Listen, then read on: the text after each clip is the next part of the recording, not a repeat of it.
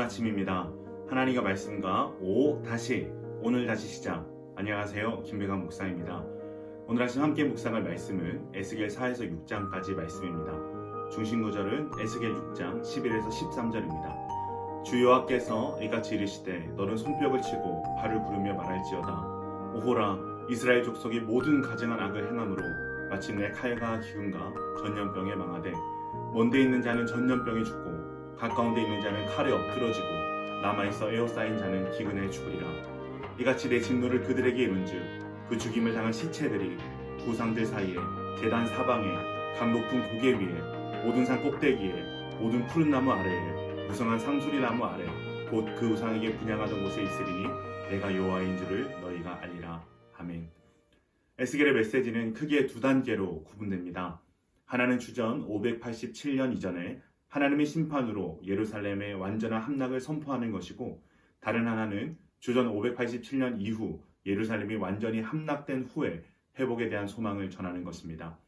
그러한 의미에서 4에서 6장은 아직 예루살렘이 함락되기 전에 배경을 가지고 있다고 할 수 있습니다. 당시 유다 백성은 언약 백성이라는 자부심과 율법을 소유하였다는 특권의식으로 인하여 사태를 지나치게 낙관했습니다. 하나님은 이러한 상황에서 에스겔을 통해 더 강력히 심판의 내용을 전달하십니다. 4장은 에스겔이 본격적으로 심판을 선포하는 도입부에 해당되는데요. 그런데 심판을 예언하는 에스겔의 모습이 심상치 않습니다. 토판 위에 예루살렘 성을 그려서 포위하는 공격을 하는 행동을 하는가 하면 1년이 넘는 시간을 왼쪽과 오른쪽으로 누워서 생활하면서 이스라엘과 유다의 죄의 심각성을 선포하고, 심판의 결과로 예루살렘의 기근을 나타내기 위해 물과 음식을 아주 조금씩 나누어 먹는가 하면 소똥에 빵을 구워 먹으며 이들에게 닥칠 비참한 상황을 선포합니다. 이러한 에스겔의 행동은 하나님께서 명령하신 것인데요. 하나님께서는 듣지 않으려는 유다 백성이 이렇게 황당한 시각적 표현을 통해서라도 하나님의 말씀에 귀를 기울이기를 원하셨습니다. 이러한 에스겔의 황당한 상징적 행위는 5장에서도 계속됩니다. 5장에서는 본격적으로 예루살렘의 멸망이 어떻게 진행되는가를 면도의 비유를 통해 보여줍니다.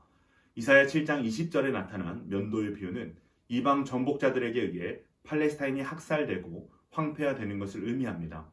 또한 면도를 하는 것은 슬픔의 표시이기도 하고 수치의 상징이기도 하며 동시에 전쟁의 선포이기도 합니다.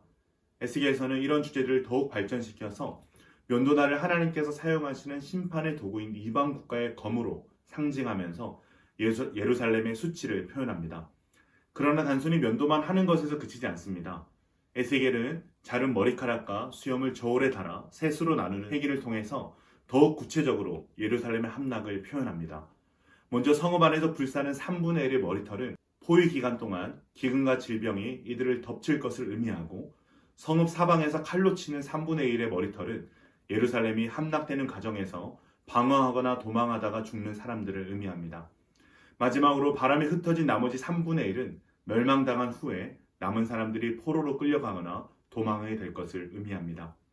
다음 장인 6장은 유다의 우상 숭배에 대한 하나님의 심판의 내용을 기록하고 있습니다. 유다 백성들은 우상을 숭배하기 위해 가나안 곳곳에 단을 쌓았습니다. 산당을 짓고 그곳에서 우상에게 제물을 바쳤습니다. 하나님께서는 이들의 우상 숭배가 멸망의 근원적인 원인임을 말씀하시며 산당과 산당에서 우상을 숭배하는 유다 백성을 징계하시기로 작정하셨습니다. 에스겔은 그러한 하나님의 심판의 메시지를 이스라엘 산들을 청취자로 삼아 선포합니다. 이 예언은 칼의 심판이라고 불릴 만큼 단호하고 참혹합니다. 우상 숭배에 관련된 모든 것들, 산당, 제단, 분향단, 우상 등이 황폐하게 되며 사람들은 죽임을 당해 우상들 앞에 너부러지게 될 것입니다. 또한 사람이 사는 도시들도 황폐화되어서 사막과 같이 될 것을 말씀하십니다. 또한 전염병과 전쟁과 기근을 통해 먼 곳에 있는 자들이나 가까이 있는 자들이나 하나님의 분노의 심판을 받게 될 것을 말씀하십니다. 하나님께서는 이 모든 내용을 에스겔에게 전하시며 손뼉을 치고 발을 구르는 이상한 행동을 통해 안타까운 심정으로 외칠 것을 말씀하십니다. 그러나 칼의 심판으로의 멸망은 하나님의 심판의 궁극적인 목적은 아닙니다. 하나님께서는 포로가 되어 이방인의 땅으로 끌려가 하나님의 심판을 모면한 자들을 남겨두심으로 그들로 하여금 하나님을 기억하게 하실 것이며 자신들이 행한 음란과 우상 숭배와 악행과 혐오스러운 일들을 기억하고 한탄하게 될 것을 말씀하십니다. 더 나아가 선포된 심판의 예언이 모두 이루어졌음을 알게 되면서 하나님만이 참 신이요 주님인 것을 알게 될 것을 말씀하십니다. 오늘 말씀을 통해 우리가 얻을 수 있는 교훈은 무엇일까요? 말씀에 대한 경외함을 회복해야 한다는 것입니다. 유다와 이스라엘은 하나님께서 경고하신 말씀을 경청하지 않았습니다. 하나님께서는 선지자의 이상한 행동과 삶의 방식을 통해서까지 다양한 방법으로 심판의 내용을 전달하려 하시지만 이들은 영적 낙관주의에 빠진 채 하나님의 말씀을 가볍게 여겼습니다. 결국 그들은 혹독한 대가를 치르며 자신들의 죄를 회개하고 하나님의 말씀이 진리인 것과 하나님만이 참 신이시요 주님이심을 고백하게 됩니다. 하나님께서는 오늘도 대단한 열심으로 우리에게 말씀하십니다. 그런데 듣는 우리가 늘 듣는 말씀, 똑같고 뻔한 말씀, 지금 나와는 거리가 먼 말씀, 내가 듣고 싶지 않은 말씀 등으로 하나님의 말씀을 대하고 우리의 소견에 옳은 대로 살아가고 있다면 그러한 우리의 모습이 가장 큰 심판의 증거일지도 모르겠습니다. 사랑하는 기쁜 가족 여러분, 오늘 말씀을 통해 우리의 영적 상태를 돌아보기를 원합니다. 온갖 우상과 죄악으로 점철된 채 이 정도면 잘하고 있지라는 영적 오만함이 우리의 눈을 가리고 있지는 않은지, 하나님의 말씀을 가볍게 여긴 채 심판으로 향해 가는 안타까운 삶을 살고 있는 것은 아는지 돌아볼 수 있기를 원합니다.